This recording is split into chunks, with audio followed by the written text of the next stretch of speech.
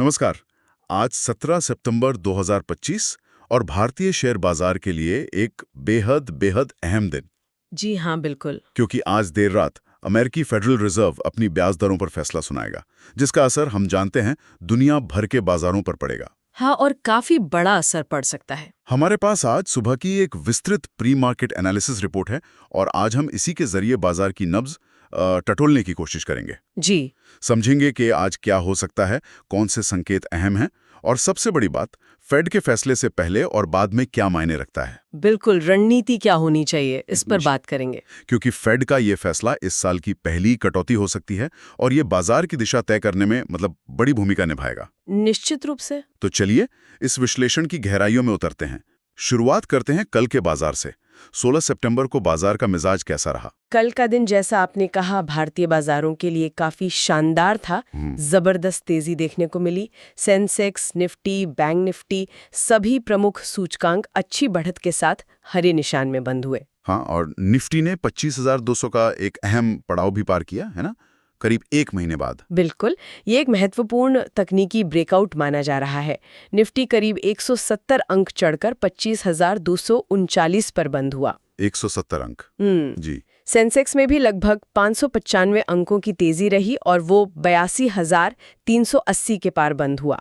और bank Nifty ने भी करीब 260 अंकों की बढ़त के साथ 55,147 पर क्लोजिंग दी। अच्छा। लगभग हर सेक्टर में खरीदारी का माहौल था, जो बाजार की अंदरूनी मजबूती को दिखाता है। तो कल का दिन तो मजबूती भरा रहा। अब आज सुबह के संकेतों पर आते हैं। गिफ्ट निफ्टी का कहानी कह रहा है। गिफ्ट निफ्टी आज सुबह से ही काफी मजबूत संकेत दे रहा है।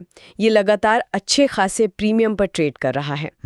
सुबह करीब मान लीजिए 8 बजे के आसपास का डेटा देखें तो गिफ्ट निफ्टी 25,395 के स्तर पर था। 25,395। जी, ये कल की निफ्टी क्लोजिंग जो 25,239 थी, उससे लगभग 156 पॉइंट्स ज्यादा है।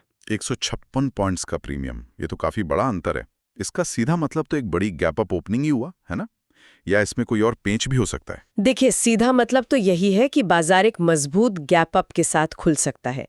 ये दिखाता है कि शुरुआती रुझान काफी सकारात्मक है और निवेशकों का भरोसा बना हुआ है। ठीक है। हालांकि ये ध्यान रखना जरूरी है कि ये सुबह के संकेत हैं और बाजार खुलने तक प्रीमियम थोड़ा घट बढ़ सकता है, लेकिन इशारा साफ तौर पर तेजी की तरफ ही है। ठीक है, तो इस 150-60 पॉइंट्स के प्रीमियम के आधार पर निफ्टी, सेंसेक्स और बैंक निफ्टी के कहां खुलने का अनुमान लगाया जा रहा है मोटे तौर पर? विश्लेषण के मुताबिक निफ्टी 50 के 25,380 से 25,400 के दायरे में खुलने की उम्मीद है। जो कि कल की क्लोजिंग से 140 से 160 पॉइंट्स ऊपर होगा।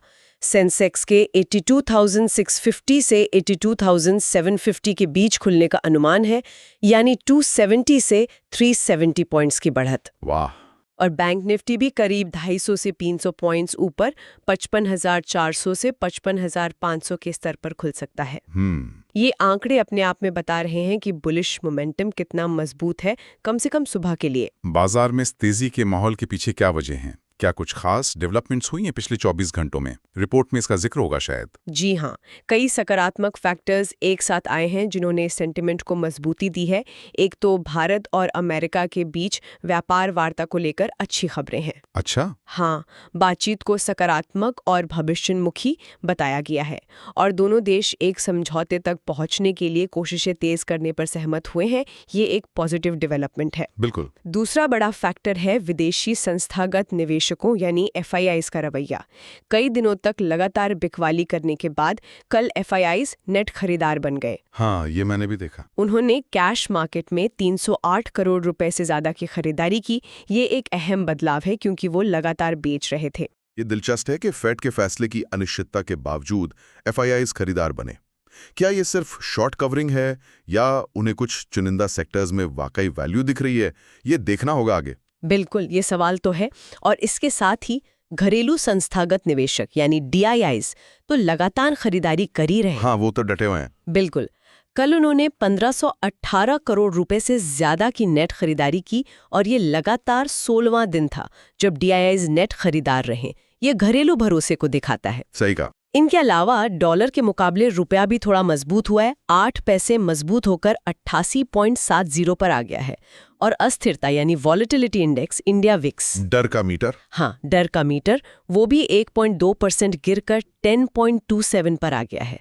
विक्स का गिरना आमतौर पर बाजार में डर कम होने और आत्मविश्वास बढ़ने का संकेत माना जाता है। तो घरेलू और विदेशी दोनों तरफ से सहारा मिलता दिख रहा है, कम से कम कल के डेटा में तो यही दिखा। अब आते हैं आज की सबसे बड़ी वैश्विक घटना पर, अमेरिकी फेडरल रिजर्व का ब्याज दर पर फैसला। जी यश, देर रात भारतीय समय अनुसार 11:30 बजे आएगा। क्या उम्मीदें लगाई जा रही हैं? क्या है कंसेंसस? बाजार में इस बात पर लगभग पूरी सहमति बन चुकी है। मतलब करीब 96% संभावना इसी बात की है कि फेडरल रिजर्व ब्याज दरों में 25 बेसिस पॉइंट्स यानी 0.25% की कटौती करेगा। 25 बेसिस पॉइंट्स, ठीक है जी।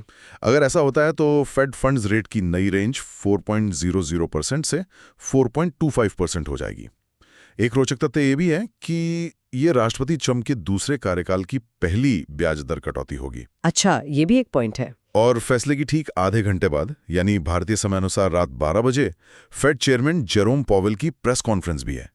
इसकी क्या अहमियत होगी? ये प्रेस कॉन्फ्रेंस शायद फैसले जितनी या उससे भी ज्यादा अहम हो सकती है। ऐसा क्यों? क्योंकि कटौती तो देखिए बाजार मानकर चल रहा है, लगभग प्राइस्ड इन है। असली बात पॉवेल के शब्दों में छुपी होगी। वो भविष्य की मौद्रिक नीति को लेकर क्या संकेत देते हैं? क्या ये कटौती दरों में कमी के एक लंबे सिलसिले की शुरुआत है या बस एक बार का कदम है? उनका रुख कैसा रहता है? क्या वो महंगाई को लेकर ज्यादा चिंतित दिखते हैं, जिसे हम हॉकिश रुख कहते हैं? हाँ, हॉकिश। या फिर वो अर्थव्यवस्था को सहारा देने और भविष्य में और कटौती की गुंजाइश बनाए रखने की बात करते हैं, जिसे डोविश रुख कहा जाता है। अच्छा, तो हॉकिश मतलब महंगाई पर ज्यादा चिंता और दरें बढ़ाने या ऊंची रखने का संकेत, और डोविश मतलब ग्रोथ पर फोकस और दरें घटाने की गुंजाइश। बाजार इसी स्पष्टता का इंतजार करेगा। बिल्कुल। तो बाजार सिर्फ कटौती पर नहीं बल्कि उसके बाद के शब्दों पर कान लगाए बैठा है। पावेल की कमेंट्री ही तय करेगी कि बाजार इस फैसले को मतलब लॉन्ग टर्म में कैसे लेता है। तो फेड के फैसले से पहले आज सुबह जब बाजार खुलेगा तब ट्रेडर्स के लिए क्या रणनीति हो सकती है? रिपोर्ट में कुछ संभावित परिदृश्यों और उनसे जुड़ी रणनीतियों का जिक्र था, है ना? हाँ, रिपोर्ट ने मुख्य रूप से 3 परिदृश्यों के आधार पर रणनीति सुझाई है, जिसमें गैप अप की संभावना सबसे ज्यादा करीब 70% बताई गई है। Okay, 70% gap up. पहला परिदृश्य 70% संभावना गैप अप ओपनिंग। अगर निफ्टी अनुमान के मुताबिक 25,380 से 25,400 के बीच खुलता है, यहाँ सलाह यह है कि खुलते ही खरीदने की जल्दबाजी ना करें बल्कि थोड़ा इंतजार करें। इंतजार करें? क्यों? हो सकता है कि बाजार शुरुआती बढ़त के बाद थोड़ा नीचे आकर गैप भरने की कोशिश करे, शायद 25,280 से 25,320 के स्तर तक। अच्छा। इस पहले गिरावट पर खरीदारी का मौका देखा जा सकता है। ऊपर के लक्ष्य 25,450, 25,500 और 25,600 हो सकते हैं। स्टॉप लॉस कल के हाई यानी 25,200 के ठीक नीचे रखने की सलाह है। इसके पीछे तर्क ये है कि फेड कट की उम्मीद और तकनीकी ब्रेकआउट का मोमेंटम जारी रह सकता है, लेकिन गैप भरने का रिस्क रहता है। ये गैप भरने वाली रणनीति कागज पर तो ठीक लगती है, पर अगर मोमेंटम बहुत तेज हुआ तो क्या वाकई इंतजार करना प्रैक्टिकल होगा? कहीं मौका हाथ से निकल ना जाए। आपका सवाल बिल्कुल जायज है। तेज मोमेंटम में इंतजार करना मुश्किल हो सकता है, ये सच है। इसीलिए रिपोर्ट में ये भी कहा गया है कि गिरावट पर खरीदारी करें, यानी अगर गैप पूरी तरह न भी भरे लेकिन शुरुआती तेजी के बाद कोई सार्थक गिरावट दिखे, मतलब थोड़ी प्रॉफिट बुकिंग दिखे, तो एंट्री पर विचार किया जा सकता है। ठीक है। जोखिम प्रबंधन यहाँ कुंजी है, इसीलिए स्टॉप लॉस भी सुझाया गया है 25,200 के नीचे। ओके, दूसरा परिदृश्य क्या है? दूसरा परिदृश्य 25% संभावना फ्लैट ओपनिंग। अगर निफ्टी 25,250 से 25,280 के आसपास यानी लगभग कल की क्लोजिंग के पास ही खुलता है, फ्लैटिश। जी, ऐसी स्थिति में सलाह है कि अगर निफ्टी 25,250 के स्तर के ऊपर टिकता है तो खरीदारी करें। लक्ष्य 25,350, 25,400 और 25,450 हो सकते हैं। स्टॉप लॉस 25,150 के नीचे रखना होगा। ये 25,150 पिछला अहम रेजिस्टेंस लेवल था और अब सपोर्ट का काम कर सकता है। समझ गया। और तीसरा? जिसकी संभावना कम है। तीसरा परिदृश्य, सिर्फ 5% संभावना, सरप्राइज गैप डाउन। अगर किसी वजह से निफ्टी 25,200 के नीचे खुलता है। अच्छा। ऐसी स्थिति में रिपोर्ट आक्रामक खरीदारी की सलाह देती है, खासकर पिछले बंद भाव से नीचे के स्तरों पर। तर्क यह है कि फेड कट की मजबूत उम्मीदें निचले स्तरों पर बाजार को सहारा देंगी, एक तरह से सपोर्ट देंगी। इंटरेस्टिंग। हालांकि इस परिदृश्य की संभावना बहुत कम है, इसलिए अगर ऐसा होता भी है तो पोजीशन साइज छोटा रखने की हिदायत है, मतलब ज्यादा रिस्क नहीं लेना है। ठीक है, तो रणनीति काफी हद तक शुरुआती ओपनिंग पर निर्भर करेगी। अब सेक्टर्स की बात करते हैं। फेड द्वारा संभावित रेट कट का असर किन भारतीय सेक्टर्स पर ज्यादा देखने को मिल सकता है? रिपोर्ट कुछ सेक्टर्स को लेकर काफी आशावादी लग रही थी। जी, यहाँ दिलचस्प बात यह है कि कैसे एक वैश्विक घटना जैसे अमेरिकी ब्याज दरों में बदलाव हमारे घरेलू सेक्टर्स के लिए मौके बना सकती है। रिपोर्ट के अनुसार फेड के दरें घटाने से कुछ खास सेक्टर्स को सीधा फायदा पहुंच सकता है। कौन कौन से? पहला, आईटी सर्विसेज सेक्टर। इस पर रिपोर्ट का नजरिया बहुत बुलिश है। बहुत बुलिश क्यों? कारण यह है कि अगर फेड दरें घटाता है तो आमतौर पर डॉलर थोड़ा कमजोर होता है। डॉलर कमजोर होने से भारतीय आईटी कंपनियों की डॉलर में होने वाली कमाई जब रुपए में बदली जाती है तो वो बढ़ जाती है। हाँ, रेवेन्यू बढ़ जाता है रुपए में। जी, इससे उनकी आय और मुनाफे में सुधार हो सकता है। टीसीएस, इन्फोसिस, विप्रो, एचसीएल टेक जैसे बड़े नामों पर नजर रखने की सलाह है और रणनीति है कि किसी भी गिरावट पर इनमें निवेश बढ़ाने पर विचार करें। आपने आईटी सेक्टर को बहुत बुलिश बताया, लेकिन क्या वैश्विक मंदी की आहट जिसकी वजह से शायद फेड दरें घटा रहा है, वो आईटी कंपनियों के नए प्रोजेक्ट्स या क्लाइंट्स के खर्च पर असर नहीं डालेगी, भले ही डॉलर कमजोर हो? ये एक रिस्क नहीं है? ये एक बहुत ही वैध चिंता है और एक महत्वपूर्ण बारीकी भी। ये सच है कि अगर वैश्विक मंदी का डर गहराता है तो कंपनियों के आईटी बजट पर दबाव आ सकता है, बिल्कुल।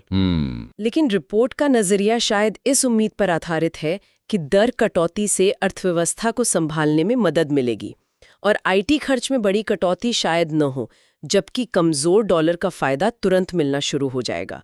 तो यहाँ एक तरह का संतुलन देखना होगा, करेंसी का फायदा बनाम डिमांड पर संभावित असर। अच्छा। इसलिए गिरावट पर खरीदें की रणनीति शायद इसी संतुलन को ध्यान में रखकर दी गई है, मतलब आंख बंद करके नहीं खरीदना है। समझ गया। दूसरा सेक्टर? दूसरा, बैंकिंग और वित्तीय सेवाएं। इस पर नजरिया बुलिश है। वैश्विक स्तर पर अगर ब्याज दरें घटने का चक्र शुरू होता है तो उम्मीद की जाती है कि भारत में भी भविष्य में दरें कम हो सकती हैं या कम से कम बढ़ने का दबाव कम होगा। जी। इससे लोन की मांग, चाहे वो कॉर्पोरेट लोन हो या रिटेल लोन, बढ़ सकती हैं। HDFC bank, ICICI bank, axis bank जैसे बड़े निजी बैंकों पर फोकस करने की सलाह दी गई है। ठीक है। और तीसरा? तीसरा, रियल एस्टेट सेक्टर। ये भी बुलिश कैटेगरी में है। ब्याज दरें कम होने का सीधा फायदा होम लोन लेने वालों को मिलता है, जिससे घरों की मांग बढ़ सकती है। साथ ही डेवलपर्स के लिए प्रोजेक्ट फाइनेंस की लागत भी कम हो सकती है। हाँ, ये लॉजिकल है। जी, डीएलएफ, गोदरेज प्रॉपर्टीज, ब्रिगेड जैसे स्टॉक्स पर नजर रखी जा सकती है। और वो कौन से सेक्टर्स हैं जहां थोड़ी सावधानी बरतने की सलाह दी गई है, जहां उतना बुलिश नहीं है? दो सेक्टर्स को लेकर रिपोर्ट सतर्क रवैया अपनाने को कह रही है। कौन से? पहला, मेटल्स और माइनिंग। इस पर नजरिया सतर्क है। इसकी मुख्य वजह चीन की अर्थव्यवस्था में सुस्ती की चिंता है। चीन मेटल्स का सबसे बड़ा उपभोक्ता है और वहां मांग कमजोर रहने से वैश्विक मेटल कीमतों पर दबाव रह सकता है। चीन फैक्टर। जी, रणनीति ये है कि फिलहाल नई लॉन्ग पोजीशन बनाने से बचें और अगर मौजूदा पोजीशन में तेजी मिलती है तो मुनाफा वसूली पर विचार करें। ठीक। और दूसरा? दूसरा, एफएमसीजी सेक्टर। इस पर नजरिया न्यूट्रल यानी तटस्थ है। इन कंपनियों के लिए कच्चे माल की लागत हाल में बढ़ी है, जिससे उनके मार्जिन पर दबाव देखा जा रहा है। अच्छा, मार्जिन प्रेशर। हाँ, इसलिए रणनीति ये है कि सिर्फ बहुत बड़ी गिरावट आने पर ही चुनिंदा मजबूत कंपनियों में खरीदारी के बारे में सोचें, वरना अभी थोड़ा इंतजार करें। ठीक है। वैश्विक तस्वीर क्या कह रही है? दुनिया भर के बाजारों का हाल कैसा है और आज किन बड़े जोखिमों पर नजर रखनी होंगी फेड के अलावा? पिछली रात अमेरिकी बाजार मिले जुले बंद हुए थे। S&P 500 और नैस्डैक में हल्की गिरावट थी, जबकि डाउ जोन्स मामूली बढ़त के साथ बंद हुआ। मिक्स क्लोजिंग थी। जी, मिली-जुली। आज सुबह एशियाई बाजारों में थोड़ी कमजोरी दिख रही है। दक्षिण कोरिया का कॉस्पी और ऑस्ट्रेलिया का ASX दोनों ही नीचे कारोबार कर रहे हैं। कुल मिलाकर फेड के फैसले से पहले वैश्विक निवेशक थोड़े सतर्क नजर आ रहे हैं। अगर हम इसे बड़ी तस्वीर से जोड़ें तो वैश्विक संकेत फिलहाल थोड़े मिले-जुले या हल्के नकारात्मक कहे जा सकते हैं। ओके। और आज के रिस्क फैक्टर्स क्या हैं? जहां तक आज के जोखिमों की बात है, कुछ चीजें हैं जिन पर खास ध्यान देना होगा। फेड पॉलिसी सरप्राइज, जैसा हमने कहा 25 BPS कटौती की उम्मीद है, लेकिन सोचिए अगर फेड 50 BPS की कटौती कर दे तो। हाँ, ज्यादा कटौती कर दे तो वो अप्रत्याशित होगा और उसे बाजार शायद अर्थव्यवस्था में गहरी गड़बड़ी के संकेत के रूप में ले सकता है, जो शुरुआत में अच्छा लगने के बावजूद मतलब बाद में नकारात्मक प्रतिक्रिया दे सकता है। ये एक पॉइंट है। पावेल की कमेंट्री, ये बहुत बड़ा रिस्क है। अगर पावेल का रुख उम्मीद से ज्यादा हॉकिश रहा, यानी उन्होंने भविष्य में और कटौती की संभावना कम बताई या महंगाई पर ज्यादा चिंता जताई, तो बाजार की मौजूदा तेजी पर ब्रेक लग सकता है। हाँ, ये सेंटिमेंट बिगाड़ सकता है। बिल्कुल। तकनीकी स्तरों का टूटना, निफ्टी के लिए 25,150 का स्तर अब एक अहम सपोर्ट बन गया है। जी। ये न सिर्फ पिछला रेजिस्टेंस लेवल था, बल्कि हाल की तेजी के दौरान यहाँ बाजार ने थोड़ा वक्त भी बिताया था। अगर निफ्टी इसके नीचे जाता है तो ये हालिया बुलिश मोमेंटम के कमजोर पड़ने का संकेत होगा और हाल में खरीदारी करने वाले दबाव महसूस कर सकते हैं। प्रॉफिट बुकिंग ट्रिगर हो सकती है जी। वैश्विक बाजारों का दबाव अगर एशियाई या यूरोपीय बाजारों में कमजोरी बढ़ती है तो उसका असर भारतीय बाजार के सेंटिमेंट पर भी पड़ सकता है, खासकर शुरुआती कारोबार में। ठीक है, ऐसे अहम दिन पर जब इतनी सारी चीजें एक साथ हो रही हैं, रिस्क मैनेजमेंट की क्या सलाह है? कैसे ट्रेड करना चाहिए? बिल्कुल, ऐसे इवेंट वाले दिनों में समझदारी से जोखिम प्रबंधन करना सबसे जरूरी हो जाता है। रिपोर्ट ने कुछ खास सुझाव दिए हैं। क्या है वो? पोजीशन साइज कम रखें। फेड इवेंट के कारण बाजार में अचानक उतार चढ़ाव आ सकता है, वोलेटिलिटी बढ़ सकती है। इसलिए सलाह है कि अपनी सामान्य ट्रेडिंग पोजीशन के आकार को आज लगभग 20% कम कर दें। 20% कम? जी। कैश बचा के रखें। अपनी कुल ट्रेडिंग पूंजी का लगभग 30% हिस्सा कैश में रखने की सलाह है। अच्छा, 30% कैश। हाँ, इससे दो फायदे होंगे। एक तो आप बड़े नुकसान से बचेंगे और दूसरा, अगर फेड के फैसले के बाद कोई अच्छा मौका बनता है, कोई डिप मिलता है, तो आपके पास निवेश करने के लिए पैसा होगा। ड्राई पाउडर रखना। बिल्कुल, ड्राई पाउडर। स्टॉप लॉस थोड़ा दूर रखें। सामान्य दिनों के मुकाबले आज स्टॉप लॉस को थोड़ा ज्यादा मार्जिन देकर यानी वाइडर स्टॉप लॉस लगाने की सलाह है, ताकि छोटे मोटे उतार चढ़ाव में आपकी पोजीशन बेवजह कट ना जाए। लेकिन स्टॉप लॉस लगाना जरूरी है, ये नहीं कि लगाना ही नहीं है। हाँ, वाइडर, लेकिन लगाना जरूर है, समझ गया। और अंत में आज के लिए वो कौन से महत्वपूर्ण स्तर लेवल्स हैं जिन पर नजर रखनी चाहिए? सपोर्ट और रेजिस्टेंस कहाँ दिख रहे हैं? निफ्टी के लिए नीचे की तरफ पहला अहम सपोर्ट 25,200 पर है। ये कल का हाई भी है और एक साइकोलॉजिकल लेवल भी। जी।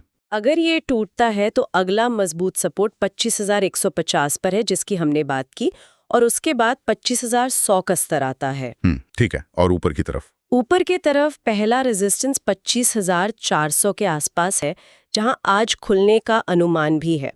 अगर बाजार इसे पार करता है और टिकता है तो अगला पड़ाव 25,450 और फिर 25,500 का हो सकता है। इन स्तरों पर बाजार कैसे रिएक्ट करता है, ये देखना महत्वपूर्ण होगा। क्या वहां प्रॉफिट बुकिंग आती है या ब्रेकआउट होता है? तो कुल मिलाकर आज भारतीय शेयर बाजार एक दिलचस्प, बल्कि कह सकते हैं एक ऐतिहासिक मोड़ पर खड़ा दिख रहा है। हाँ, कह सकते हैं। एक तरफ घरेलू मोर्चे पर तकनीकी ब्रेकआउट, मजबूत सेंटिमेंट और FIIs की वापसी के संकेत हैं।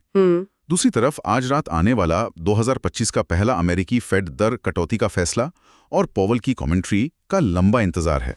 जी बिल्कुल। इसका मतलब साफ है कि आज बाजार में एक्शन भरपूर रहने की उम्मीद है। दिशा काफी हद तक इस बात पर निर्भर करे भी कि फेड क्या करता है और शायद उससे ज्यादा क्या कहता है। बिल्कुल सही कहा आपने। आज बाजार की चाल कुछ मुख्य बातों पर निर्भर करेगी। क्या गिफ्ट निफ्टी का प्रीमियम बाजार खुलने तक टिका रहता है, ये पहली चीज। हाँ। क्या फेड उम्मीद के मुताबिक 25 BPS कटौती करता है और पॉवेल का संदेश संतुलित रहता है, न ज्यादा हॉकिश न ज्यादा डॉविश। क्या निफ्टी 25,200 और खासकर 25,150 के अहम स्तरों को बचाए रखता है, और क्या निवेशक सही सेक्टर्स जैसे आईटी और बैंकिंग में भरोसा दिखाते हैं? जी, इन सभी सवालों के जवाब आज मिलेंगे, और इन पर नजर रखते हुए अनुशासित तरीके से जोखिम प्रबंधन करना ही सफलता की कुंजी होगी। हम भी इन सभी डेवलपमेंट्स पर बारीकी से नजर रखेंगे। सुबह 9:15 बजे बाजार खुलने पर क्या होता है, 9:30 बजे शुरुआती रुझान क्या बनता है, और फिर देर रात फेड के फैसले और पावेल की प्रेस कॉन्फ्रेंस के बाद उसका विश्लेषण लेकर फिर हाजिर होंगे। जी बिल्कुल। और जाते जाते एक सवाल आपके सोचने के लिए छोड़ जाते हैं। फेड की 25 बेसिस पॉइंट कटौती तो लगभग तय मानी जा रही है, और शायद बाजार इसे काफी हद तक पचा भी चुका है, प्राइस इन कर चुका है। हाँ, काफी हद तक। तो क्या आज रात खबर आने पर बाजार buy the rumour sell the news वाला पैटर्न दिखाएगा, यानी मुनाफा वसूली हावी होगी, या फिर ये कटौती वाकई एक नई टिकाऊ तेजी की शुरुआत करेगी? इस पर जरूर सोचिएगा। बहुत अच्छा सवाल है, इसका जवाब दिलचस्प होगा। अगर वीडियो उपयोगी लगा हो तो लाइक और शेयर जरूर करें। ऐसी ही रोजाना मार्केट एनालिसिस और ट्रेडिंग सेटअप्स के लिए चैनल को सब्सक्राइब करें और बेल आइकन दबाएं। मिलते हैं अगली ट्रेडिंग सेशन में।